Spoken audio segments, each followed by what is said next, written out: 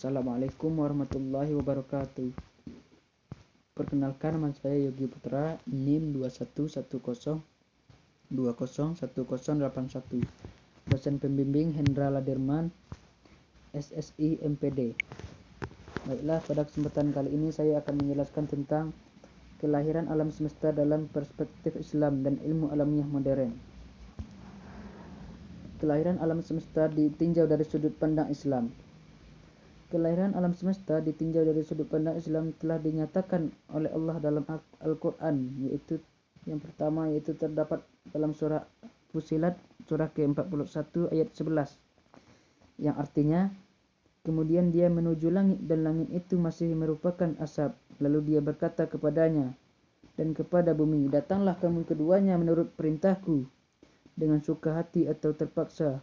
Keduanya menjawab, kami datang dengan suka hati.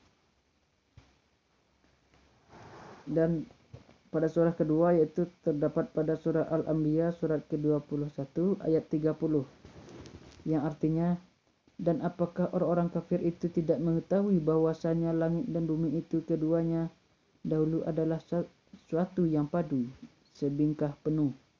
Kemudian kami pisahkan antara keduanya dan dari air kami jadikan segala sesuatu yang hidup. Maka mengapakah mereka tidak juga beriman?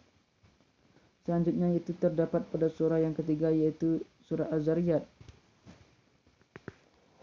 surah ke-51 ayat 47, yang artinya, dan langit dengan kekuasaan kami bangun dan kami akan memuaikannya selebar-lebarnya.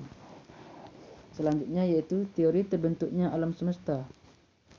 Menurut teori yang pertama yaitu teori dentuman besar yang disebut Big Bang Theory.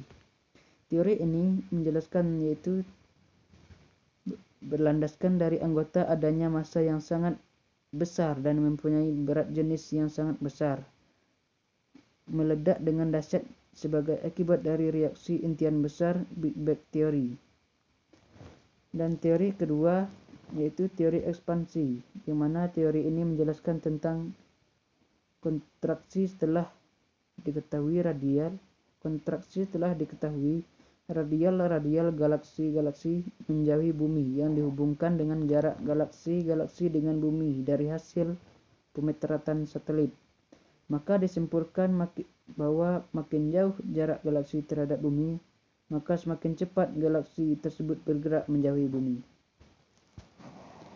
Menurut teori yang ketiga yaitu teori kondensasi, menyatakan bahwa semula ada kabut gas dan debu atau disebut nebula. Karena dingin menjadi menyusut, berputar semakin cepat sehingga terbentuk pipih seperti cakram. Kebanyakan bahwa berada di tengah dan cakram. Seperti cakram. Kebanyakan bahwa berada di tengah dan membentuk matahari. Sedangkan bahan yang keluar membentuk planet-planet. Andai kata tata surya tersebut sesuai dengan teori ini, tentulah alam semesta ini terdapat banyak tata surya. Selanjutnya yaitu teori yang keempat menurut para ahli mikrokosmos. Ahli pengamat mikrokosmos Robert Hooke 1665 menyatakan dengan mikroskop ciptaannya ia melihat bahwa gabus tersusun atas gelembung berdinding, mirip sarang lebah yang disebut sel. Gelembung-gelembung kecil itu berisi bahan kehidupan. Teori yang kelima yaitu ahli Willard F. Libby 1946. Menurutnya setiap tumbuhan menghisap karbon dioksida CO2 dan secara kimiawi membentuk bagian strukturnya. Tetapi jika tumbuhan itu mati, C14 yang dikandungnya akan beku dan lepuk secara radioaktif, karena setiap organisme hidup mengandung karbon C. Maka metode Libby dapat dipakai untuk menentukan umur dari makhluk yang pernah hidup. Ahli yang meramalkan umur alam semesta. Cukup sekianlah dari saya. Bila terdapat kekurangan atau kesalahan mohon dimaafkan. Wassalamualaikum warahmatullahi wabarakatuh.